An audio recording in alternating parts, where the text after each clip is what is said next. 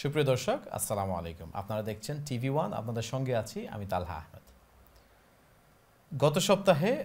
গত সপ্তাহে বাংলাদেশের অন্যতম ঐতিহ্যবাহী সিলেটের ঐতিহ্যবাহী শিক্ষা প্রতিষ্ঠান এমসি কলেজের একটি ঘটনাকে কেন্দ্র করে সারা দেশের জনতা ধিক্কার জানাচ্ছে এবং তারা প্রতিবাদমুখর হয়ে উঠছে। বাংলাদেশের বর্ডার পেরিয়ে বিশ্বের বিভিন্ন প্রান্ত থেকে বাঙালিরা তারা তাদের নিন্দা এবং ধিক্কার জানিয়ে দিচ্ছে সারা পৃথিবীকে। আর ঘটনাটি ঘটেছিল যে একটি কাপল, একজন স্বামী এবং স্ত্রী, স্বামীকে আবদ্ধ রেখে স্ত্রীকে নিয়ে একদল দুর্বৃত্ত, একদল অত্যন্ত নিকৃষ্ট কিছু ব্যক্তি তারা এই নারীকে ধর্ষণ করে।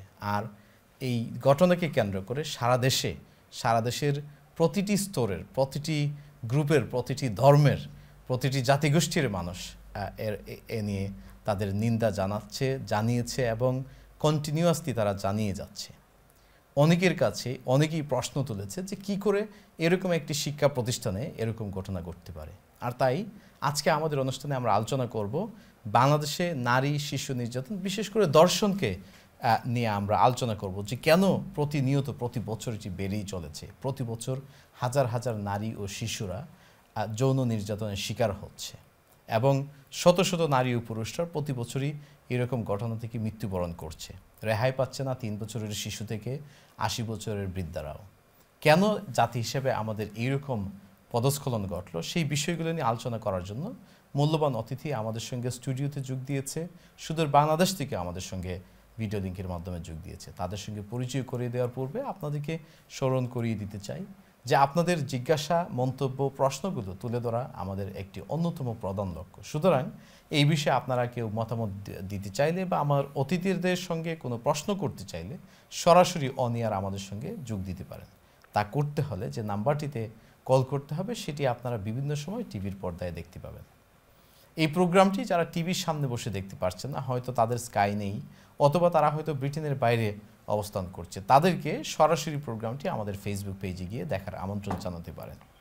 এই প্রোগ্রামটি সম্প্রচারের পরেও আপনাদের সুবিধা অনুযায়ী সময় আমাদের ফেসবুক পেজে গিয়ে আপনারা দেখতে পাবেন। আর তা করতে হলে যে ফেসবুক পেজে যেতে হবে সেটি হচ্ছে টিভি ওয়ান ইউকে। ফেসবুক পেজে গিয়ে আপনারা প্রোগ্রামটি আপনাদের সুবিধা অনুযায়ী দেখতে পাবেন এবং আপনাদের মতামত সেখানে রাখতে পারবেন। আসুন আর বিলম্ব না করে আমার অতিথিদের সঙ্গে পরিচয় করিয়ে দিচ্ছি। প্রথমেই আমার পাশে স্টুডিওতে আমাদের সঙ্গে আছে আমার বায়ে তৌহিদ ফিতরাত হোসেন, যিনি এমসি কলেজ ছাত্র সংসদের সাবেক জিএস। তৌফিক ফিতরাত চৌধুরী, আপনাকে আমাদের প্রোগ্রামে তৌফিক ফিতরাত হোসেন, মাই অ্যাপোলজি, আপনাকে আমাদের প্রোগ্রামে স্বাগত। ধন্যবাদ আপনাকে, ধন্যবাদ দর্শকদেরকে এবং ধন্যবাদ আজকে আমার সাথে যিনি আলোচনায় যোগদান করছেন ব্যারিস্টার বিপ্লব পোদ্দার, অত্যন্ত অগ্রণী লোক। আমাদের সঙ্গে আরও যোগ দিয়েছে স্টুডিওতে অ্যাডভোকেট বিপ্লব পোদ্দার, একজন বিশিষ্ট আইনজীবী এবং কলামিস্ট। আপনাকে আমাদের প্রোগ্রামে স্বাগত। আপনাকে অনেক অনেক ধন্যবাদ এই সুন্দর একটা বিষয় নিয়ে আলোচনা, যেটা জাতির কাছে এখন একটা বড় সমস্যা, এবং যারা এই অনুষ্ঠানকে সাকসেসফুল করছেন, দর্শক সহ যে কর্মীবৃন্দ, তাদের সবাইকে আমি এবং আমার প্রিয় গেস্ট তহিদ ভাইয়ের পক্ষ থেকে, দুজনের পক্ষ থেকে সবাইকে আমরা আগাম অভিনন্দন জানাচ্ছি। ঠিক আছে। সুদূর বাংলাদেশ থেকে আমাদের সঙ্গে যোগ দিয়েছেন সময় টিভির রিপোর্টার শাহরিয়ার জামান দীপ। শাহরিয়ার, আপনাকে আমাদের প্রোগ্রামে স্বাগত। ধন্যবাদ আপনাকে আমন্ত্রণ জানানোর জন্য, আজকে যে বিষয়টি রয়েছে এই বিষয়টি নিয়ে আলোচনা করার জন্য।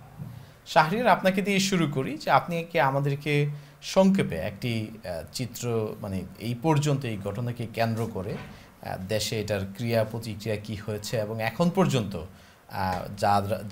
যাদের বিরুদ্ধে এই অভিযোগ উঠেছে তাদেরকে শাস্তির আওতায় আনার জন্য কি উদ্যোগ বা কতটুকু সফলতা আসছে, সেই বিষয়ে আমাদেরকে একটু খুব সংক্ষেপে যদি আপনি আমাদেরকে বলতেন। 25 সেপ্টেম্বর শুক্রবার দিন এই ঘটনাটি ঘটে বিকেলবেলা। পরবর্তীতে একটি মামলা করা হয়। সেই মামলায় 6 জনের নাম উল্লেখ করা হয় এবং 3 জনকে অজ্ঞাত আসামি করা হয়। এই পর্যন্ত সর্বশেষ যে তথ্যটি আমার কাছে রয়েছে, এখন পর্যন্ত এই মামলায় এজাহার নামীয় 5 আসামি সহ 8 জনকে গ্রেফতার করা হয়েছে এবং এই 8 জনের মধ্যে 6 জনকে 5 দিনের রিমান্ড দেওয়া হয়েছে। এবং গতকালকে ঠিক আমি যখন কথা বলছি, এই গতকালকে রাতেই কিন্তু একজনকে গ্রেফতার করা হয়েছে। তিনি 2 নম্বর এজাহার নামীয় আসামি তারিকুল ইসলাম। তাকে সুনামগঞ্জের ডিআইয়ের একটি হাওড় অঞ্চল থেকে গ্রেফতার করা হয়েছে এবং এই জায়গাটিতে আমরা যেটি দেখতে পেয়েছি যে ঘটনার সময় তিনি যে অবস্থাটিতে ছিলেন এবং তার দাড়ি ছিল, চুল ছিল, সেই সবকিছু কিন্তু তিনি চেঞ্জ করে ফেলেছেন, যার কারণে আইন শৃঙ্খলা বাহিনী কিন্তু তাকে চিনতে কিছুটা সময় লেগেছে। তবে সার্বিকভাবে অন্যান্য ঘটনার ক্ষেত্রে এই ঘটনায় কিন্তু আলাদা করে বলতে হয়, তার এই কারণেই যে এই ঘটনাটি মাত্র যদি 25 তারিখে ঘটেছে, আজকে বাংলাদেশের 30 তারিখ, এই 5 দিনের মধ্যে কিন্তু এই ঘটনার অনেক ডেভেলপমেন্ট হয়েছে। আইন শৃঙ্খলা বাহিনী আমরা দেখতে পেয়েছি যে যথেষ্ট ভূমিকা কিন্তু পালন করছে এবং আসামিরা ধরার ক্ষেত্রে এবং এই ঘটনার যে সার্বিক চিত্র আছে সেটি কিন্তু আইন শৃঙ্খলা বাহিনী খুব গুরুত্বপূর্ণ ভূমিকা পালন করছে এবং সার্বিকভাবে আমরা দেখতে পেয়েছি যে অন্যান্য যারা গভর্নিং বডি রয়েছে তারাও কিন্তু এটাকে সাপোর্ট করছে এবং বলছে যে এই ঘটনাটি ঘটেছে, এই ঘটনায় যারা জড়িত আছে তাদেরকে কোনোভাবেই ছাড় দেওয়া হবে না, আর তাদের যেই পরিচয় থাকুক, যেই নামে থাকুক, তাদের বিরুদ্ধে কিন্তু ব্যবস্থা গ্রহণ করা হবে। আপনি আমাদেরকে আমরা দেখছি। হ্যাঁ, থ্যাংক ইউ। আপনি আমাদেরকে একটু কি বলবেন যে এই ঘটনাকে কেন্দ্র করে আমরা সামাজিক, রাজনৈতিক এবং নাগরিক অঙ্গন থেকে কীরকম প্রতিক্রিয়া এখন পর্যন্ত দেখছি? এখানে তো আসলে বিভিন্ন জনের বিভিন্ন ধরনের প্রতিক্রিয়া আছে, কিন্তু আমরা আসলে একজন সাংবাদিক হিসেবে যদি বলতে চাই যে ঘটনাগুলি ঘটার পরবর্তীতে যেসব পদক্ষেপ গ্রহণ করা হয় আইন শৃঙ্খলা বাহিনী বা অন্যান্য গভর্নিং বডি যেগুলো রয়েছে সেগুলো কিন্তু খুব তড়িৎ পদক্ষেপ গ্রহণ করেছে, যার কারণে কিন্তু এই আসামিগুলি খুব অল্প সময়, মূল আসামি সহ বেশ কয়েকজন আসামি ইতিমধ্যে গ্রেফতার হয়েছে, তাকে রিমান্ডে নেওয়া হয়েছে। তবে একটি কথা বলতে চাই যে বর্তমানে বাংলাদেশে আসলে এই ধর্ষণের ঘটনাটা একটু বেড়ে গেছে অন্যান্য সময় থেকে। ঠিক আমি যখন কথা বলছিলাম এই ঘটনাটি 25 তারিখ ঘটেছিল, তো আমি এই ঘটনার সূত্রপাত ধরে আরেকটি ঘটনা বলতে চাই, 26 সেপ্টেম্বর রাজশাহীতে একটি ঘটনা ঘটেছে এবং সেই ঘটনাটি এমন ছিল যে গির্জায় নিয়ে 3 দিন ধরে তাকে আটকে রেখে ধর্ষণ করা হয়েছে। এবং সাম্প্রতিক সময় যদি বলতে চাই যে ঢাকা শহরে একটি ঘটনা ঘটেছে যে একটি হাসপাতালে তার স্বামীর চিকিৎসার জন্য রক্ত চাইতে গিয়ে নারী ধর্ষণের শিকার হয়েছে।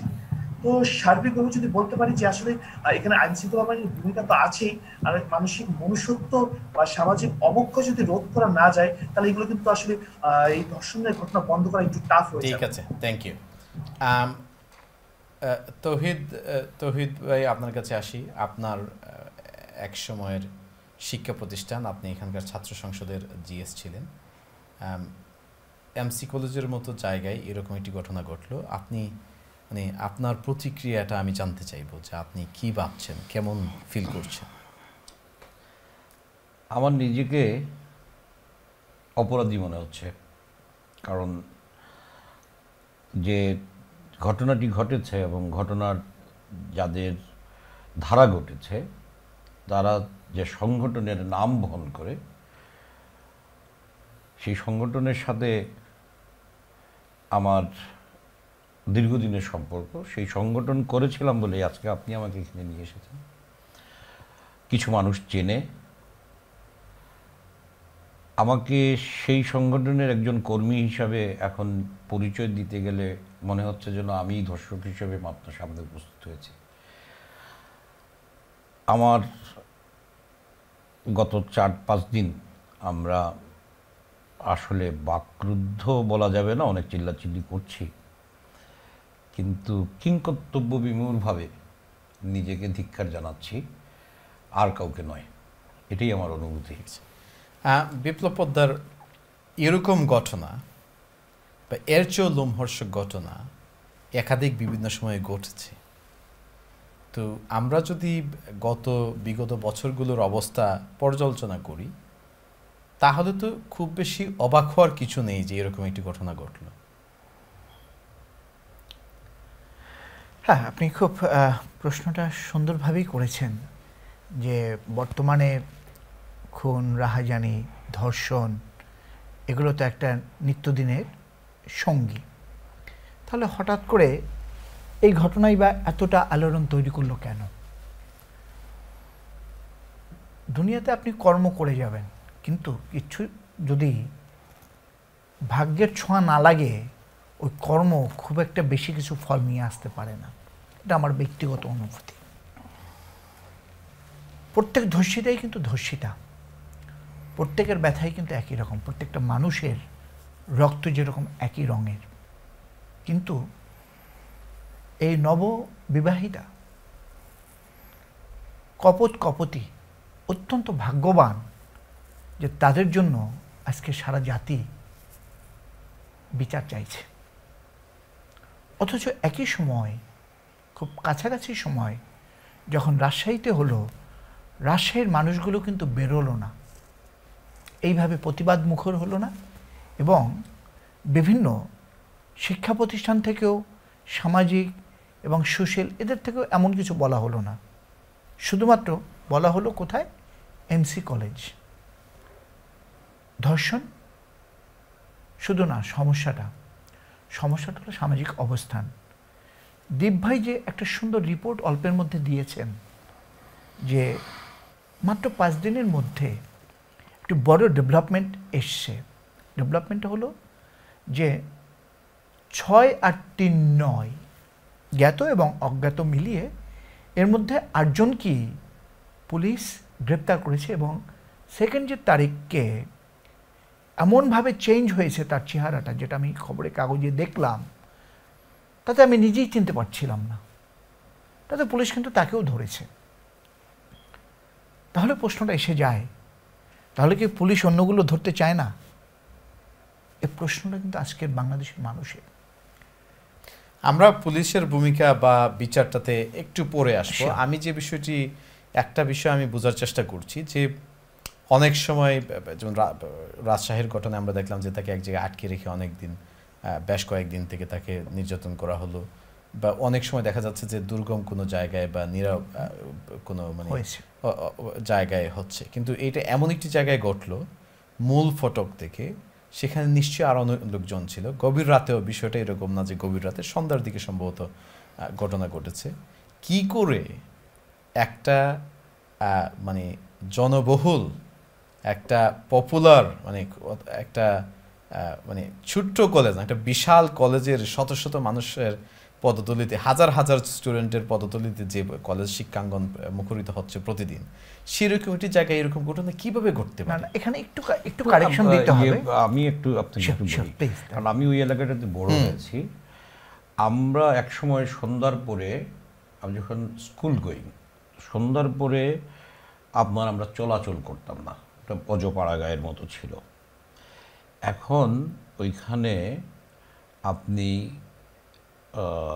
ওই যে একটা কথা আছে না, নিউ ইয়র্ক নেভার স্লিপ, তো চিলাগোর পয়েন্টটা হয়ে গেছে এখন এইরকম। সরি টু ইন্টারাপ্ট, চিলাগোর পয়েন্টটা হয়ে গেছে ওইরকম। এখন এইদিকে ইউনিভার্সিটি, ওইদিকে কৃষি বিশ্ববিদ্যালয়, ভেটেরিনারি কলেজ, ভেটেরিনারি সব মিলিয়ে টিলাগড় পয়েন্টটাতে এখন সারা দিনই 10-15 হাজার মানুষ থাকে কন্টিনিউয়াসলি। আপনি গিয়ে দাঁড়ানোর জায়গা পাবেন না, মনে হবে আপনি একটা ঈদের গরুহাটে এসেছেন। তো এরকম একটা জায়গায় এরকম একটা ঘটনা ঘটেছে। আপনারা যে জায়গাটাতে পয়েন্ট আউট করতে চাচ্ছেন যে সারা বাংলাদেশে এখন একটা সামাজিক ব্যাধি, যেটা ইন্ডিয়া পাকিস্তান খুব বিপুল আকারে এখন সাফার করছে, আমরা হঠাৎ করে গত কিছুদিন ধরে দেখছি বাংলাদেশে এই অবস্থাটা। এটা তো সামাজিক অবক্ষয় এবং সামাজিক ব্যাধি হিসেবে উঠে আসতেছে। আমি যে বিষয়টা বোঝার চেষ্টা করছি, আমি যেটা বলছি একটু শেষ করে দিই 30 সেকেন্ডে, যে কারণে এটা ঘটছে। আপনি বুয়েটে যখন ফাহাদ মারা গেল, তখনও কিন্তু একটা আলোড়ন সৃষ্টি হয়েছিল। এরকম অনেক ছেলে পেলে অনেক জায়গায় অনেকভাবে মারা যাচ্ছে, কোনো আওয়াজ নাই। এমসি কলেজে ঘটেছে বলে, এবং এমসি কলেজে আমাদের সিলেটে এরকম ঘটনা আগে কখনো ঘটেনি। তো আগে যেহেতু এরকম কোনো ঘটনা ঘটেনি, আমাদের জন্য এটা অ্যালার্মিং। আমরা বাংলাদেশ তো অবশ্যই, আপনি 25 তারিখ রাত্রে ঘটনা ঘটেছে, 26 তারিখ সকালবেলা আমি একটা লাইভ করেছি আমরা প্রায় 100 পিপুল ওয়াজ দেয়ার জুমের মাধ্যমে। তো সেইখানে আপনার আমেরিকা থেকে, আমি যখন এখানে 11টা, আমেরিকাতে কিন্তু তখন ভোর 4টা, I got lots of people from there. Canada থেকে আমার সাথে যোগদান করেছেন, জার্মানি থেকে যোগদান করেছেন, there all ex student of MC college. So আমরা সিলেটে আপনার শাহজালাল শাহপরানের পুণ্যভূমি, আমাদের একটা অনুভূতি অন্যরকমের কাজ করে, এবং সেটা কলেজে ঘটনাটা ঘটেছে বলেই। এরকম যদি অন্য জায়গায় ঘটতো, আমার মনে হয় না এবং ঘটনার পিছনে অনেক গল্প থাকতে পারে। একজন রাজনীতিবিদ হিসেবে এই ঘটনার পিছনে অনেক গল্প থাকতে পারে। এখানে রাজনীতির অনেক গল্প আছে যেগুলা যদি প্রাসঙ্গিক হয় আমি বলবো। Sorry to interrupt. আমি যে বিষয়টি বোঝার চেষ্টা করছি যে এরকম একটি জনবহুল জায়গায় এবং রিপোর্টে আমরা যতদূর জানলাম যে তাদেরকে কিন্তু নির্জন একটা স্থান থেকে ধরে নেই, গাড়িতে বসা ছিল, গাড়ি থেকে বলতে গেলে নিয়ে গেছে। তো চিৎকার চেঁচামেচির মধ্যে এই লোকগুলো, এতগুলো লোকের মধ্য থেকে কেউ এগিয়ে আসলো না তাদেরকে সহযোগিতা করার জন্য? এই জন্যই আপনি যে বললাম ঘটনার পিছনে গল্প থাকে, ঘটনার পিছনে ঘটনা থাকতে পারে।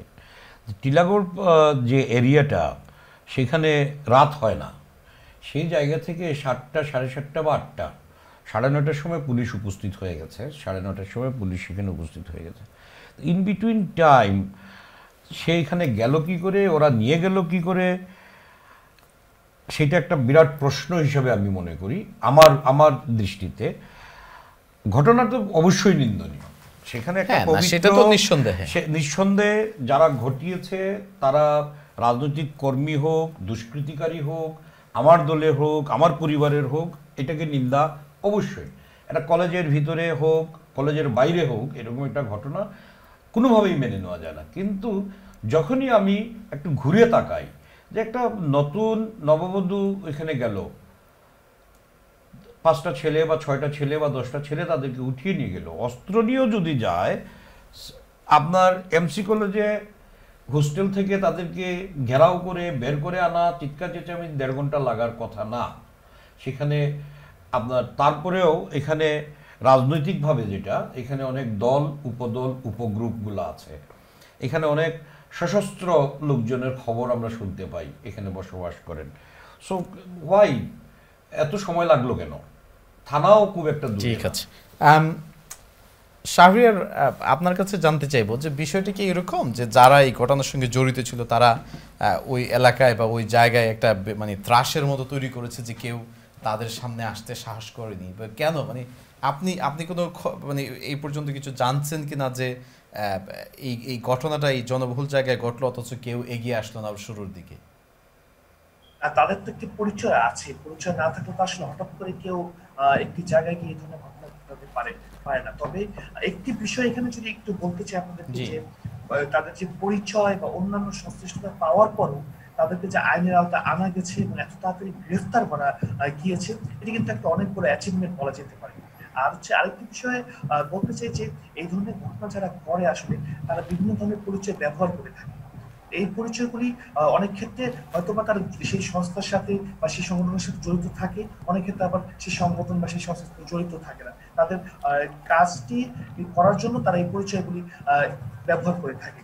তবে এখন পর্যন্ত মূল যারা ব্যক্তি তাদের পরিচয় পাওয়া গিয়েছে এবং ইতিমধ্যে তাদের বেশিরভাগই গ্রেফতার করা হয়েছে। এবং আমরা কিন্তু ইতিমধ্যেই বাংলাদেশের যারা এই বর্তমানে যে আওয়ামী লীগ ক্ষমতায় রয়েছে, সেই ক্ষমতাসীন দলের কিন্তু বিভিন্ন নেতা, মন্ত্রী এবং সবাই কিন্তু বলেছেন যে অপরাধী যেই হোক বা যেই দলেরই হোক, যেই সংগঠনই হোক, তাকে আইনের আওতায় আনা হবে, তাকে বিচার করা হবে। এবং এই ঘটনার ক্ষেত্রে কিন্তু আমরা এই জিনিসটি প্রমাণ পেয়েছি। থ্যাংক ইউ বিপ্লব পোদ্দার। আরেকটা বিষয় আমি খবরের কাগজে দেখলাম, যেটাই একজন মানে আইনজীবী হিসেবে আমার কাছে, যদি বাংলাদেশের আইনের আমার খুব ধারণা নেই, কিন্তু আইনজীবী হিসেবে আমার কাছে খুব খটকা লেগেছে। সেটা হলো যে পুলিশের কাছে যখন ঘটনাটি গেল এবং তারা আসলো, তারা কিন্তু ইমিডিয়েটলি তাদেরকে উদ্ধার করতে চায়নি, তারা প্রিন্সিপালের কাছ থেকে পারমিশন চেয়েছে। দুটো প্রশ্ন, যে যখন কোনো ক্রাইম সংঘটিত হয় সেখানে কি পুলিশের পারমিশনের প্রয়োজন আছে সেই ক্রাইমে অ্যাটেন্ড করার ক্ষেত্রে? দ্বিতীয়ত, অধ্যক্ষ বা কেন এইরকম ঘটনার পরে তার কাছ থেকেও বিলম্বর মানে রিপোর্ট আসছে যে সেও কিছুটা বিলম্ব করেছে পারমিশন দিতে, এরকম কেন হয়? রাইট, খুব সুন্দর প্রশ্ন। যে পুলিশের যে কোনো জায়গায়, ইভেন যদি আপনি সন্ত্রাস দমন আইনেও দেখেন, আপনার কোনো সার্চ ওয়ারেন্ট দরকার নেই, যে কোনো জায়গায় তল্লাশি করতেও কোনো অসুবিধা নেই। তবে শিক্ষা প্রতিষ্ঠানের ক্ষেত্রে বা বিশ্ববিদ্যালয় এসব জায়গায় তারা একটা রেসপেক্ট শো করে, যেমন ভিসি হোক অথবা হলের প্রভোস্ট হোক অথবা কলেজের প্রিন্সিপাল হোক, তারা তাদের কাছ থেকে একটা নমিনাল, এটা একটা কমন প্র্যাকটিস যে স্যার আমরা একটু সার্চ করতে চাই, এরকম আছে। তো এটা দোষের কিছু না। কারণ এটা যদি সবটাই আমরা এই আলোচনার কারণে সুযোগে সবকিছু একদিনে এখানে বসে না, কিন্তু আমার প্রশ্নটা যেখানে যে একটা ক্রাইম হচ্ছে যেখানে সেটা পারে তারা ডাইরেক্ট যেতে পারে, they don't have to seek the permission, that is very much clear nowadays. But এখানে একটা সুযোগ কিন্তু পেয়েছে যারা এই সন্ত্রাসী এবং ধর্ষকরা, কলেজ কিন্তু এখন বন্ধ। কারণ আপনি যতই ব্যস্ত থাকুক না কেন বাইরে, কলেজের ভিতরে কিন্তু ব্যস্ত ছিল না, এই সুযোগ কিন্তু তারা একটা পেয়েছে। তো এই জায়গাটাও যদি বলা না হয়, আমি এখানে কাউকে সাপোর্ট বা অপোজ করার জন্য না, এই সময়টা ধর্ষকদের পক্ষে ছিল, মাই আন্ডারস্ট্যান্ডিং। যদি আমি এটাকে ভালো করে কেসটাকে সাজাই বা এসকেলেট অন করি, এরকম আমার কাছে মনে হয়েছে। আর এই কদিন আগেই এখন হয়েছে কি, বাংলাদেশ যা কিছুই হোক না কেন, একটা রাজনৈতিক রং দেওয়ার প্রবণতা এবং চেষ্টা আমাদের থেকে যায়। যেরকম কিছু রাজনৈতিক নেতা আছেন, ওই আওয়ামী লীগ বলেন, বিএনপি বলেন, এই সমস্ত বিষয়ে তাদের কথা বলার কোনো দরকারই হয় না। তারপরেও প্রত্যেক দিন সাংবাদিকদের ডেকে, হ্যাঁ, যে অনেকের নাম আছে অমুক তমুক, অনেক নিকনেম দিয়ে দেয়, অথচ তারাও কিন্তু একসময় খুব ভালো ছাত্রনেতা ছিলেন, কিন্তু তারাও এই ধরনের ফালতু কাজগুলো এখন করছেন। তারাও ওই কিছু না কিছু বলতেই হবে পত্রিকায়, এটা মনে করে তাদের একটা দায়িত্ব, এবং রোজগারের মতো বেড অ্যান্ড ব্রেকফাস্টের মতো একটা দায়িত্ব তারা পালন করছে।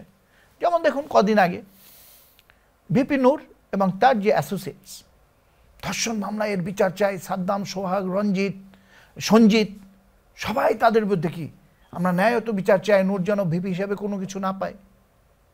পাপ বাপকেও ছাড়ে না।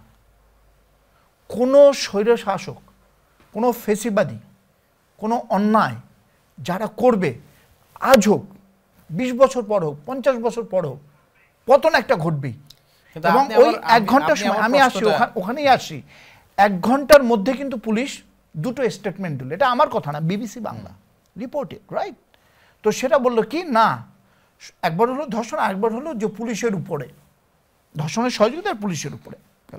সে কয়েকদিন রেস্ট যেতে না যেতেই কিন্তু সরকার তার নিজ দলের ছাত্র সংগঠনের নেতৃবৃন্দ, এবং আমি তাদেরকে বলবো না যে এটার জন্য ছাত্রলীগ দেয় না, একজন যদি ডিরেইলড হয়ে যায়, আমি তাহলে ছাত্রলীগের টোটালটাকেই আমি একেবারে বলবো যে তারাই দেয় বা কিছু, এটা না। কিন্তু ওই যে রাজনীতিকরণ, যে রাজনীতি এমন জায়গায় পৌঁছে গেছে যেখানে পুলিশ এরকম কোনো কিছু ঘটলেও তড়িৎ গতিতে সিদ্ধান্ত নিতে না পারার ফল হলো আজকের বিগত 8 মাসে 839 জন আইন ও সালিসি কেন্দ্র বলেছে যে এতজন ধর্ষিত হয়েছে। এর যদি প্রকৃত বিচার হতো, প্রকৃত তদন্ত হতো, পুলিশ যদি নিরপেক্ষভাবে কোনো সিদ্ধান্ত নিতে পারত, তাহলে এরকম ঘটনা হয়তো তৈরি হতো না। ঠিক আছে, আমরা সুপ্রিয় দর্শক, আপনারা দেখছেন দি কনভারসেশন। আমরা আলোচনা করছি যে সিলেটের এমসি কলেজে ধর্ষণের যে ঘটনা ঘটলো, এবং জেনারেলি বাংলাদেশে যে প্রতিনিয়ত, প্রতিদিন, প্রতি মুহূর্তে বিভিন্ন জন যৌন হয়রানির শিকার হচ্ছে, ধর্ষণের শিকার হচ্ছে। কেন সেটা হচ্ছে আমরা বোঝার চেষ্টা করছি। এতক্ষণ পর্যন্ত আমরা মূলত এক্সপ্লোর করলাম যে সিলেটের এমসি কলেজের মতো একটি জায়গায় এরকম কাজ করার দুঃসাহস কিভাবে তাদের হলো, এবং সেখানে অন্য যারা আশেপাশে ছিল তারা কেন আরও দ্রুত এগিয়ে আসতো না। আমরা আরও বোঝার চেষ্টা করলাম পুলিশ কেন সরাসরি যখন খবর পেল সরাসরি ঘটনাস্থলে উপস্থিত হয়ে ভিকটিমদেরকে উদ্ধার করা এবং অ্যাকিউজডদেরকে অ্যারেস্ট করার উদ্যোগ না নিয়ে তারা কিন্তু পারমিশন চাওয়ার প্রয়োজন ফিল করলো।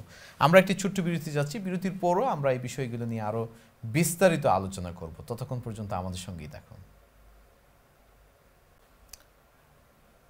সুপ্রিয় দর্শক, আসসালামু আলাইকুম। ছোট্ট বিরতির পর আবার আপনাদেরকে স্বাগতম। আজকে আমরা আলোচনা করছি বাংলাদেশে ধর্ষণ এবং যৌন নিপীড়ন নিয়ে। আমরা বিরতির পূর্বে আলোচনা করছিলাম যে সিলেটের ঐতিহ্যবাহী শিক্ষা প্রতিষ্ঠান এমসি কলেজে ঘটে যাওয়া যে ঘটনাটি নিয়ে সারা দেশ উত্তাল, সেই বিষয়টি নিয়ে আমরা বিরতির পূর্বে আলোচনা করেছি।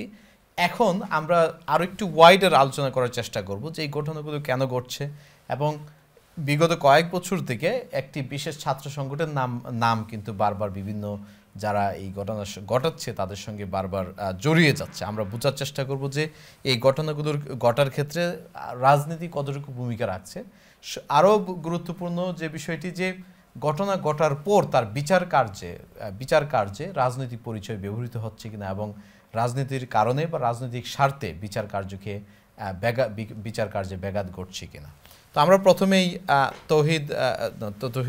শাহরিয়ার আপনার কাছে আসছি। আমরা প্রথমেই আপনি কি আমাদেরকে একটু খুব সংক্ষেপে আমাদেরকে বলবেন যে বিভিন্ন সময় এই ঘটনার ক্ষেত্রে, বিশেষ করে বিগত 10 বছরে এই ঘটনার ক্ষেত্রে আমরা প্রায়ই একটি বিশেষ ছাত্র সংগঠনের নাম আমরা শুনে থাকি। তো এই সব ঘটনার পিছনে বিভিন্ন সময় রাজনৈতিক সম্পৃক্ততা কতটুকু গণমানুষের মুখে আসছে এবং এই ঘটনার ক্ষেত্রেও সেই রাজনৈতিক সম্পৃক্ততা উঠে আসছে কিনা?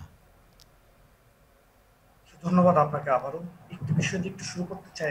আমি যে বিষয়টি আপনি কিছুক্ষণ আগে বলছিলেন এবং আজকে আমাদের সময় টিভি রিপোর্ট করেছে, আমাদের সিলেটের যিনি প্রতিনিধি রয়েছেন তিনি রিপোর্ট করেছেন যে ঘটনাটি ঘটেছে, এই ঘটনাটি ঘটার আগে যিনি নির্যাতিতা রয়েছেন তার হাজবেন্ড যিনি রয়েছেন তার কাছে 50,000 টাকা চাঁদা দাবি করা হয়েছে এবং 50,000 টাকা চাঁদা দাবি করার এক পর্যায়ে তিনি বলেছিলেন যে আমার কাছে 50,000 টাকা নেই, আমার কাছে 2,000 টাকা আছে। তখন এই যাদের বিরুদ্ধে অভিযোগ, তারা গাড়িতে করে সেই নির্যাতিতা নারীকে কলেজের ছাত্রাবাসে নিয়ে যায় এবং পরবর্তীতে তার স্বামীর সামনে গণধর্ষণ করে। এটা আমাদের ওখানকার সিলেটের যে প্রতিনিধি আছে তিনি তথ্যটি তুলে এনেছেন। আর যে বিষয়টি আপনি বলছিলেন সেই বিষয়ে যদি বলতে চাই যে কিছুক্ষণ আগে আমি বলছিলাম যে এসব ক্ষেত্রে একটি রাজনৈতিক প্রভাব বা কোন সংগঠনের পরিচয় দিয়ে তারা করে, কিন্তু অনেক ক্ষেত্রে আমরা দেখতে পেয়েছি যে সংগঠনের যারা নাম পরিচয় ব্যবহার করছে তাদের হয়তো পদ আছে, আবার অনেক ক্ষেত্রে আমরা দেখতে পেয়েছি যে শুধু তারা তাদের ফায়দা বা যে কাজটি তারা করছে এটি থেকে তাদের যে লাভ সেটি বের করে আনার জন্য কিন্তু তারা অনেক ক্ষেত্রে এই পরিচয়গুলি ব্যবহার করছে। আর আরেকটি বিষয় বলতে চাই যে যেহেতু একটি রাজনৈতিক দল অনেকদিন ধরে ক্ষমতায় রয়েছে, স্বাভাবিকভাবে সে তাদের বিভিন্ন যে সংগঠনগুলো আছে সেই সংগঠনগুলোতে নতুন সদস্য ইনক্লুড তারা করেন। সেই ক্ষেত্রে দেখা যাচ্ছে যে এই নতুন যারা ঢুকছেন তারাই কিন্তু এই কাজগুলোর মধ্যে বেশি আমরা দেখতে পাচ্ছি যে জড়িয়ে যাচ্ছে। তবে একটি বিষয় বলে রাখি যে এখন পর্যন্ত আমরা দেখতে পেয়েছি যে ঘটনাগুলি ঘটেছে বেশিরভাগ ক্ষেত্রে যখনই এই যাদের সংশ্লিষ্টতা পাওয়া গেছে, যাদের নাম এসেছে বা সংগঠনের কোনো পোস্টে তাদেরকে দেখা গেছে, সাথে সাথে কিন্তু তাদেরকে বহিষ্কার করা হয়েছে, সংগঠনের পক্ষ থেকে পদক্ষেপ গ্রহণ করা হয়েছে। সাথে আমাদের থেকে সংগঠনের পক্ষ থেকে বলা হয়েছে যে যদি কোনো ব্যক্তি সংগঠনের নাম পরিচয় ব্যবহার করে থাকে তার ক্ষেত্রেও ব্যবস্থা গ্রহণ করা হবে এবং ইতিমধ্যে কিন্তু নেওয়া হয়েছে। তবে সার্বিক বিবেচনা করে যদি আমি বলতে চাই যে সিলেটের যে জায়গাগুলোতে হয়েছে বা আমরা দেখতে পারি যে বিভাগীয় শহরে এই ঘটনাগুলি ঘটে থাকে, তখন স্থানীয় যে একটি প্রভাব সেটাও কিন্তু অনেক সময় থেকে থাকে, আমরা দেখতে পেয়েছি।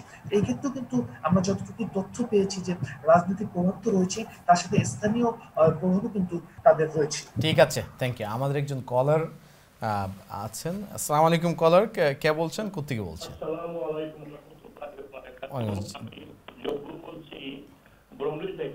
জি বলেন, আপনি আপনার মতামত বা প্রশ্ন বলেন।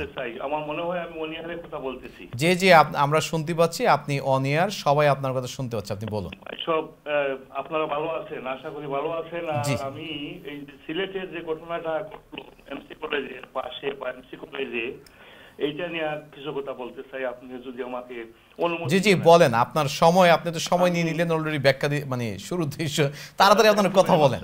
আপনি একজন ভালো উপস্থাপক, থ্যাংক ইউ ভেরি মাচ আমাকে একটু সময় দেওয়ার জন্য। আমি এইটুকুই বলতে চাই যে বাংলাদেশের যে বর্তমান সরকার, তাদের দল এবং সরকার গুছানো থেকে অন্যদের গুছানোর চেষ্টা করতেছে বেশি, কারণে দলের লোকেরা এই সমস্ত কাজ করতেছে, এটা খুবই দুঃখ। কিন্তু সরকার তো কখনো বলেনি বা তারা এরকম কি কখনো বলেছে যে তাদের দলের লোকজন অপরাধ করলে তাদেরকে ধরা যাবে না? বাংলাদেশ আওয়ামী লীগের একজন হ্যালো, জি জি আমরা শুনতে পাচ্ছি, বলুন। মাহবুব আলম হানিফ উনি যে বললেন, হঠাৎ করে উনি বললেন এদেরকে ক্রস ফায়ারে নেওয়া উচিত। হ্যাঁ, উনি একজন সরকারের উচ্চপদস্থ কর্মকর্তা না হইলেও বড় একটা পদে আছেন, উনার মুখে এই সমস্ত কথা শোভা পায় না। কারণ হইল উনি শাক দিয়ে মাছ দেখার চেষ্টা করতেছেন, এই ধরনের কথা বলে মনে করতেছেন যে মানুষ বলবে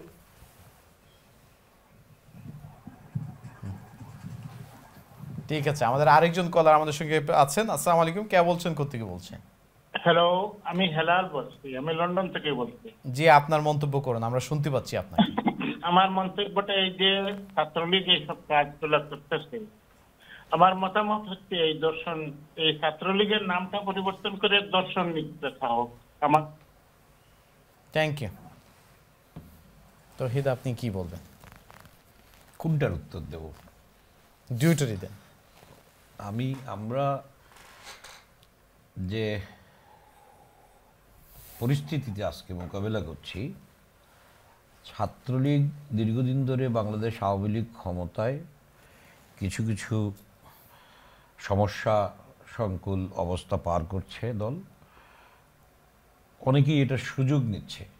আমাদের যেখানে সমস্যাটা হচ্ছে, আমি আমার নেতৃবৃন্দকেও বলবো যে ছাত্র রাজনীতিতে আমরা যারা ছিলাম, ছাত্রলীগ করেছি, আমাদেরকে, আমি কিন্তু জেলা ছাত্রলীগের বা আমাদের অনেকেই আছি, আমরা অনেক ডেডিকেটেড লোকজন ছিল যারা কখনোই বড় পদে ছিল না, কিন্তু আমরা রাজনীতির সাথে শেষ মুহূর্ত পর্যন্ত, আমি 2008 সালে এদেশে এসেছি, আমরা ছিলাম। দলের জন্য বদনাম করে নিয়ে আসিনি। কারণ হলো, যে কোনো দলেই সকালবেলা যদি যোগদান করেন, বিকালবেলা আপনাকে যদি নেতা বানিয়ে দেওয়া হয়, আপনি সেখানে সুযোগ নেবেন। আপনার আগমনের কারণটাই হলো আপনার লাভ ক্ষতি। দীর্ঘদিন ধরে, এই 12 বৎসর না, আওয়ামী লীগের 12 বৎসর বলছি না, আপনি যদি সেই রাজশাহীর মেয়েটার নাম কি ছিল, নূরজাহান থেকে শুরু করেন, তখন থেকেই কিন্তু একটা বিচারহীনতার প্রবণতা আমাদের দেশে আছে। আমাদের সরকারের সময়ে, আওয়ামী লীগ সরকারের সময়ে যতটি ঘটনা ঘটেছে, বুয়েটের ঘটনা, এর আগে ওই যে একটা ছেলেকে কুপিয়ে মেরে ফেলা হলো ঢাকায়, সবগুলা ঘটনারই কিন্তু বিচার হয়েছে। কোনো জায়গাতেই সরকার বিচারের ব্যাপারে হস্তক্ষেপ করেনি, প্রশাসনকে নির্দেশ দিয়েছে, যেটার ফসল আপনি এই দুর্দান্ত বলবো আমি এই জন্য যে তারা টিলাগড় পয়েন্ট থেকে একটা মহিলাকে তুলে নিয়ে গেল, সেই লোকদেরকে আপনার 5 দিনের ভিতরে গ্রেফতার করেছে সরকার। আপনি সরকারের আরও জানেন মনে হয় আপনারা, যে আরও অন্যান্য অপরাধে যারা সরকারি দলের নাম পরিচয় বহন করে অপরাধ করেছে, সরকারের, আমাদের বর্তমান প্রাইম মিনিস্টারেরও অনেক নিকটাত্মীয় সেখানে আইনের আওতায় এসেছেন। তৌহিদ ভাই, আপনি যে কথাগুলো বললেন, আমরা তো চাই বিচার হোক, কিন্তু অনেকে প্রশ্ন করে যেটা, আমরা যদি অনেকেই জানবে যে অনেকেই এটা অনেকেই এটা বিভিন্ন সময় ইউজ করে থাকে, যে জাহাঙ্গীরনগর ইউনিভার্সিটির মানিক 1998 সালে সে দর্শনে সেঞ্চুরি করার উপলক্ষে সে উদযাপন করেছে, তার কোনো বিচার হয়েছে বলে আমাদের জানা নেই। আপনি হত্যার কথা বললেন, আমরা যদি দেখি যে জয়নাল হাজারীর ব্যাপারে বিভিন্ন সময় অভিযোগ উঠেছে বিভিন্ন বিষয়ে, শুধু সন্ত্রাসী কর্মকাণ্ড না, তার কিন্তু নারী গঠিত বেশ কিছু বিষয় উঠেছে। দেখা গেল যে তাকে মাফ করে দেওয়া হলো। বাংলাদেশে একসময়ের অন্যতম শীর্ষ সন্ত্রাসী জোসেফ, তাকে দেখা গেল যে প্রেসিডেন্সিয়াল পার্ডন দিয়ে তাকে মুক্ত করে দেওয়া হলো। তারপরে এরকম অনেকগুলো এক্সাম্পল আছে। আপনি শুধু আওয়ামী লীগের দিকে আঙ্গুল তুলবেন, আওয়ামী লীগের অপরাধগুলো বলবেন, তখন তো আপনাকে আরো ঘটনাগুলো বলতে হয়। মওদুদ আহমদ আপনার কানাডার একটা, আপনি বলছেন যে আপনারা প্রশ্রয় দিচ্ছেন না। আমরা চেষ্টা করছি, আমরা প্রশ্রয় দিচ্ছি না, তার ফাঁক করে অনেক কিছু ঘটছে না, যে তা তো আমি বলিনি। ঠিক আছে, থ্যাংক ইউ। বিপ্লব পোদ্দার, আপনার কাছে আরেকটা জিনিস, যে দর্শন লীগ বা এই লীগ সেই লীগ, এগুলা তো পাবলিক সেন্টিমেন্ট, পাবলিক তার সেন্টিমেন্টের কথা বলছেন, ওনারা তো অনুভূতি, সেটা আমার সেইখানে তাকে উত্তর দেওয়ার মতো আমার এই মুহূর্তে আমার দৃষ্টিটা নেই, কিন্তু আমরা এটাকে কন্ডেম করছি। ঠিক আছে, আমরা যারা ছোটবেলা থেকে যারা রাজনীতি করেছি, এই দলের সাথে জড়িত, এই ছেলেগুলার ইতিহাস খুঁজতে গিয়ে দেখা গেছে এরা ওই কলেজে এসে হঠাৎ করে ছাত্রনেতা হয়ে গেছে, সন্ত্রাস করে করে, এবং লোকাল, আমি অনেক নেতাদের সাথে যোগাযোগ করেছি, সবাই বলেছে যে তারা কন্ট্রোলের বাইরে, তাদের সাথে আমাদের যোগাযোগ নেই। বিপ্লব পোদ্দার, একটা বিষয় আমরা যেটা দেখি, যে যখনই এরকম ঘটনা ঘটে, কোনো দল বা সরকার কিন্তু কখনোই বলে না যে তারা এই ঘটনাগুলোর জন্য তারা শেল্টার দিবে বা এই ঘটনাগুলোর জন্য তারা এনকারেজ করে, এরকম কিন্তু না। সবাই এটাকে কনডেম করে, সমালোচনা করে। এবং এই সিলেটের ক্ষেত্রে আমরা দেখলাম যে তাদেরকে দ্রুত ব্যবস্থা নেওয়া হলো। সিলেট তথা সারা বাংলাদেশের সব সিনিয়র নেতারা কিন্তু এটা সমালোচনা করছে। কিন্তু এটা তো অনস্বীকার্য যে বাস্তবতা হচ্ছে এই ঘটনা যারা ঘটাচ্ছে, দলের ইন্ধনেই হোক আর দলের প্রশ্রয়ই হোক অথবা দলের নাম ভাঙ্গিয়ে হোক, বারবার আমরা দেখতে পাচ্ছি যে বিভিন্ন সরকারের সময়, শুধু যে আওয়ামী লীগের সময় বিষয়টা এরকম না, যে রাজনৈতিক কালারে, রাজনৈতিক আবরণের উপর আশ্রয় নিয়ে এরকম ঘটনাগুলো ঘটাচ্ছে। সেটা তো বাস্তবতা, তাই না? না, বাস্তবতা কিন্তু এখানে না, কারণ রাজনীতিকে আমরা রংলি ইন্টারপ্রেট করছি। ধরুন আজকে রাজনীতিতে ব্যবসায়ীদেরকে, শিল্পপতিদেরকে নমিনেশন দেওয়া হয় এবং তারা এখানে আসেই হলো একটা ইনভেস্টমেন্ট পলিসি নিয়ে। সবচেয়ে নিরাপদ খাত হলো রাজনীতিতে ইনভেস্ট করা। নির্ভর করে কোন দলে করছেন, হ্যাঁ, নির্ভর তো করবে কোন দলে করছে। হ্যাঁ, না সে কোন দলে করছে সেটা পরে। ধরুন এখন যদি কারো একটু কম থাকে বা সুবিধা থাকে যে আমি একটা বৃহৎ বিরোধী দলে করব, সে বিরোধী দলে করছে। আবার কারো যদি সুযোগ থাকে সে সরকারি দলে করছে।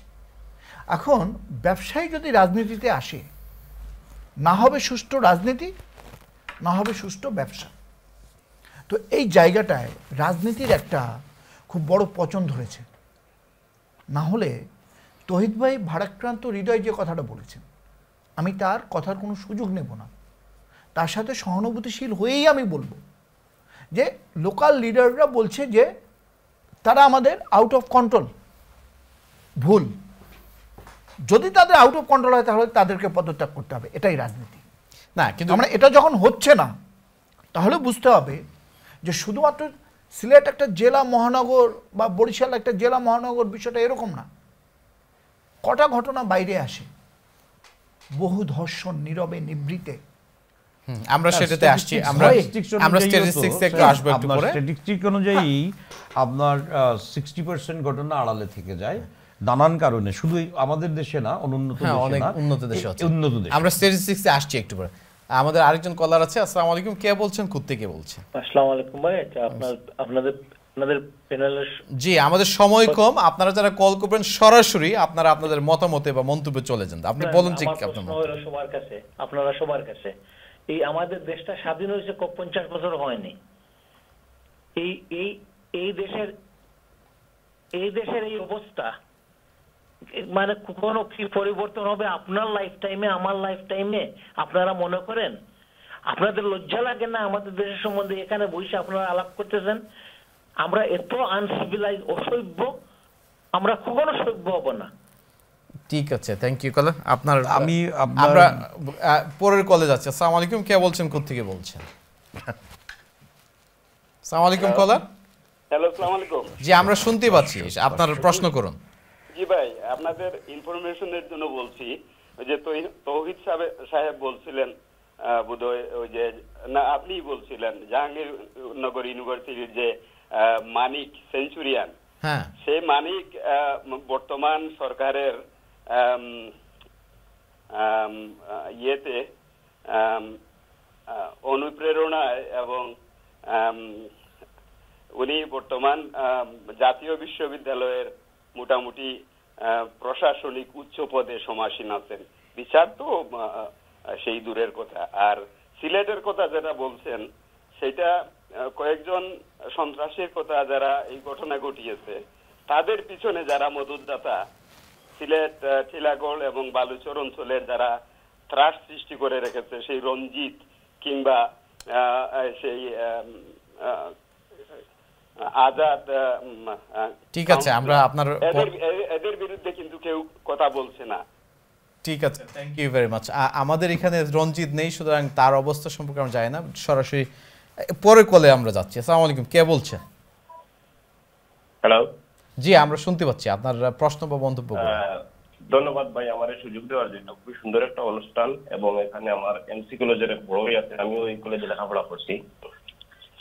তো আমি যেটা বলতে চাই যে গতদিনের এমসি কলেজের ঘটনার পর থেকেই বিশেষ করে আমরা সিলেটবাসী যারা, আমরা অবশ্যই মর্মাহত এই ঘটনার জন্য। অত্যন্ত নিন্দনীয় যে ঘটনাটা ঘটেছে। কিন্তু আমি এখানে বলবো যে জিনিসটা যে আজকে আমাদের দেখতে হবে, আমরা ঢালাওভাবে একজনকে আমরা বলতে পারি যে ওইটা করছে ছাত্রলীগ, অবশ্যই ছাত্রলীগের এখানে দোষ আছে, কিন্তু আপনারা দেখেন এই ঘটনা কিন্তু ছাত্রলীগেরই একটা ছেলে কিন্তু এই ঘটনাটা প্রকাশ করতে মিডিয়ায় নিয়ে আনছে। তো আমরা যেটা বলতে হবে, যেটা এখানে আমরা বলতে পারি ঢালাওভাবে, কিন্তু আমার কাছে যেটা মনে হচ্ছে আজকের এই ঘটনাগুলো কেন ঘটছে ওই রুটে যেতে হবে। এটা হচ্ছে আপনি কি মনে করেন যে কেন এরকম ঘটনা ঘটছে? এটা সামাজিক অবক্ষয়, আমি বলবো সংক্ষেপে যে এটা সামাজিক অবক্ষয় ঘটছে দিন দিন। না হলে এই যে তৌহিদ ভাই আছেন, ঠিক আছে, থ্যাংক ইউ, আপনার point very clear, thank you very much. আমরা সময়ের দিকে লক্ষ্য করে আর এখন আমাদের অতিথিদের কাছে ফিরে যাই।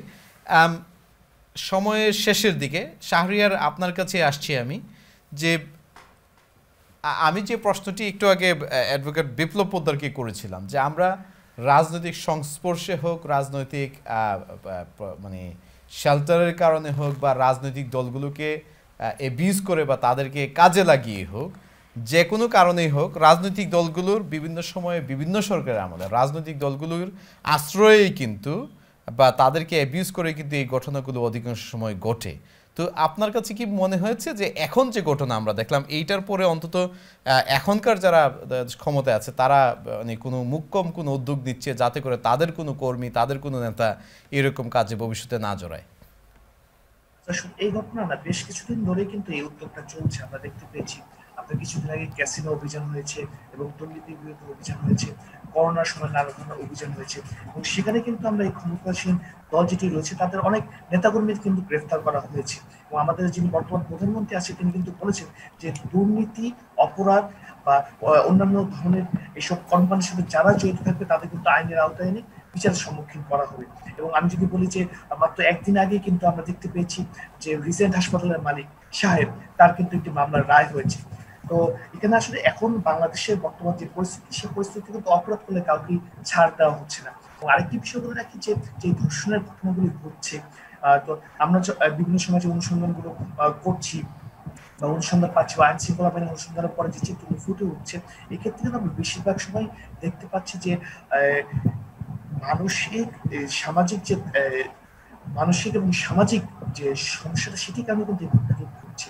এখন পর্যন্ত কিন্তু আমরা দেখতে পাইনি যে কোনো সংগঠন বলে দিয়েছে তাদের কর্মীদের বা কোনো রাজনৈতিক দল তাদের কর্মীদের বলে দিয়েছে এইসব ঘটনা ঘটানোর জন্য। যারা করছে তারা কিন্তু আমরা দেখতে পেয়েছি যে হয়তো তাদের পারিবারিক সমস্যার কারণে এগুলি ঘটছে, তারা তার নিজের কোনো সমস্যার কারণে এগুলি ঘটছে। অর্থাৎ এখানে যদি আমাদের সামাজিক অবক্ষয়টা যদি রোধ না করা যায়, তাহলে কিন্তু আমরা যতই আইন শৃঙ্খলা বাহিনী কঠোর হোক, যতই অভিযান পরিচালনা করা হোক, এইসব ধরনের ঘটনা টাফ হয়ে যায়। কারণ আমরা দেখতে পাই যে যারা এগুলো করছে তারা কিন্তু মেন্টালি ডাউন থাকে বেশিরভাগ ক্ষেত্রে। এবং পরবর্তীতে একটি কথা হয়তো আপনাদের মনে আছে, কিছুদিন আগে ঢাকা ইউনিভার্সিটির এক ছাত্রীকে ধর্ষণ করা হয়েছিল উত্তরায়। সেক্ষেত্রে আমরা দেখতে পেয়েছি একজন ভবঘুরে মানুষ এই ঘটনাটি ঘটিয়েছিল। অর্থাৎ বেশিরভাগ ক্ষেত্রে মানসিক ভারসাম্যহীন বা সামাজিকভাবে যে অবক্ষয় হবে তার কারণে কিন্তু এই ঘটনাগুলি ঘটছে। কোনো রাজনৈতিক দল বা সামাজিক দল হয়তো নাম ব্যবহার করতে পারে বা পদপদবিতা থাকতে পারে, কিন্তু কোনো দলের পক্ষে বা কারোর পক্ষে কিন্তু এটি বলে দেওয়া হয় না এই কাজটি করে। Thank you. তৌহিদ ভাই আপনার কাছে আসি, একটা বিষয় যেটা যে আমরা আগে আবরার ফাহাদের কথা বলেছি বুয়েটকে নিয়ে, বা আরও বিভিন্ন ঘটনা আমরা বলছি, এমসি কলেজে যারা ঘটিয়েছে তারাও কিন্তু সিলেটের বিভিন্ন প্রান্ত থেকে আসছে তারা স্টুডেন্ট, এবং এমসি কলেজে ঢোকার জন্য তাকে যথেষ্ট পরিমাণ মেধার পরিচয় দিয়েই কিন্তু ঢুকতে হচ্ছে।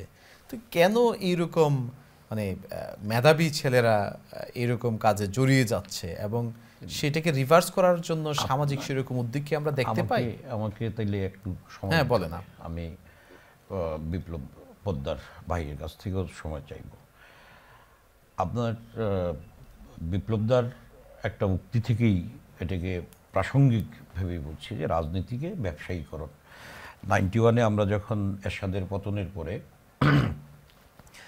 আমরা যখন ছাত্র সংগ্রাম পরিষদ সহ ছাত্রদল, আমরা একটা সর্বদলীয় ছাত্র ঐক্য পরিষদ, আমরা যখন একটা ডিসিশন নেওয়া হলো যে কিছু গণশত্রুর নাম ঘোষণা করা হলো যারা এরশাদের সাথে ছিল, এদেরকে আমরা রাজনীতিতে আমরা কোনো দলে গ্রহণ করব না। সেখানে কিন্তু নির্বাচনকালীন সময়ে দেখা গেল অনেক নেতৃবৃন্দ বিএনপিতে জয়েন করলো, ব্যবসায়ীরা তখন চলে আসলো। আমরা কি করলাম, 96-এ এসে আমাদের ব্যবসায়ীদেরকে আমরা প্রমোট করলাম ধারাবাহিকতায়। বর্তমানে আমার মনে হয় মোর দেন 70%, আমি কোথাও সম্ভবত দেখেছিলাম 80%-এর উপরে ব্যবসায়ী, 76% ব্যবসায়ী এখন। তো এই জন্য সার কালচার শুরু হয়েছে। মানে আপনার এখন আর আমরা তো একজন ব্যবসায়ীকে হুট করে নেতা আমি দেখলাম পজিশনে, তাকে আমি আর লিডার ডাকতে পারি না, কারণ তার ভিতরে লিডারশিপের কোনো কোয়ালিটি নাই। সো কী হলো, তার কর্মচারী হিসাবে আমি তাকে স্যার ডাকি। এই ধারাবাহিকতায় যে ছেলেগুলা রাজনীতি করে, যে ছেলেগুলা আজকে এই যে সিলেট এমসি কলেজে ফার্স্ট ডিভিশন হায়ার ক্লাস না হলে ভর্তি হওয়া যায় না। এখানে একটা ছেলে আছে, আমি শুনেছি ইংলিশ মাস্টার্স, ইংলিশে ইয়ে করছে, অনার্স মাস্টার্স করেছে। আমরা অবিকে নষ্ট হতে দেখেছি। অবি সম্বন্ধে ঢাকা ইউনিভার্সিটি মেধাবী ছাত্র, একটা মেধাবী ফ্যামিলির ছেলে। এই ধারাবাহিকতা আসছে, ছেলেরা আজকাল ড্রাগস ইউজ করে, তো ড্রাগসের সাথে সাথে তার পয়সার দরকার হয়।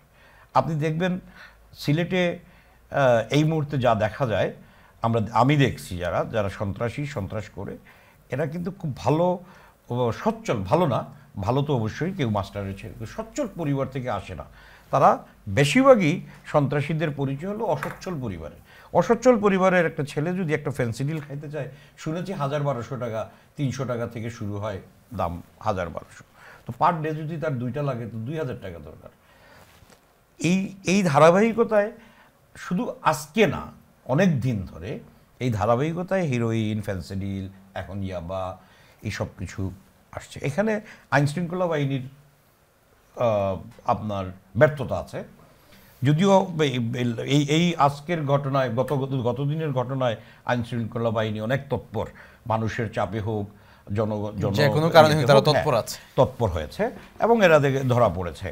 এটা মিডিয়াতে সব জায়গা থেকে কাবার আসায় আমাদের সাবেক ছাত্রবৃন্দ, যে কোনো দলের, সব দলের, আমি বলছি না যে আওয়ামী লীগ শুরু করেছে, ভিন্ন মতের, ভিন্ন ইয়ের, আমরা একটা জায়গায় একমত ছিলাম যে আমরা অপরাধীদেরকে সাজা দিতে হবে, অপরাধীকে আইনের আওতায় আনতে হবে। কলেজের প্রিন্সিপাল বিগত সময় ধরে আপনি শুধু 12 বছর নেবেন না, আমি বারবার বলছি, আমি যদি বলেন আমি বাই নেমও বলতে পারি, আমি নাম বলতে চাই না, বলবো না। আমি নিজের দেখা অনেক ঘটনাই বলতেছি যে আমরা যে প্রিন্সিপালকে পেয়েছি, আমাদেরকে মনে হতো major general, martial law time major general সাহেব কলেজে হাঁটছেন। আপনি ভিসি বলেন, কলেজের প্রিন্সিপাল বলেন, তাদের যে ইয়ে ছিল, এখন রাজনৈতিক নিয়োগ হয়। এখন প্রিন্সিপাল সাহেব রাজনৈতিক নেতা বা ছাত্র নেতা, তার বাড়িতে মদের বোতল নিয়ে যান ওনাকে প্রিন্সিপাল নিয়োগ করার জন্য।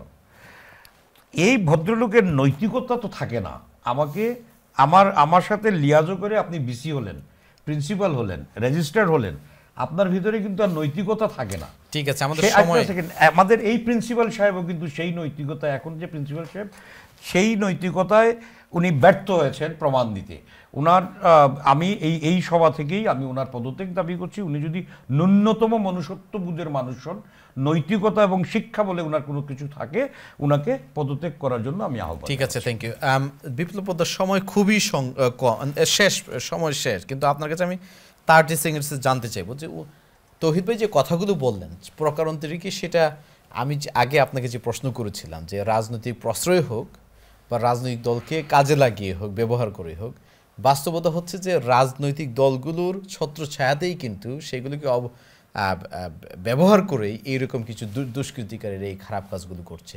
সেটা তো, এবং সেইটাকে অ্যাড্রেস করার মতো কোনো ভূমিকা বা উদ্যোগ আপনি কি রাজনৈতিক দলগুলোর মধ্যে দেখেন? না, তাহলে আমি খুব সংক্ষেপেই বলবো যে স্বাধীনতার পরে, স্বাধীনতাকে আমরা একটা বিপ্লব হিসাবে দেখি। বিপ্লবের পরে প্রতিবিপ্লব বাংলাদেশে এখনও আসেনি, তবে প্রতিবিপ্লব আসার জন্য যে ক্ষেত্রটা তৈরি হওয়া, সেটা তৈরি হয়ে গেছে। কারণ স্বাধীনতাকামী মানুষ, মুক্তিযুদ্ধে জয়ী মানুষগুলো, তারা দেখেছে যে দুটো দল কিভাবে নিষ্পেষিত করেছে মানুষের অধিকারগুলোকে।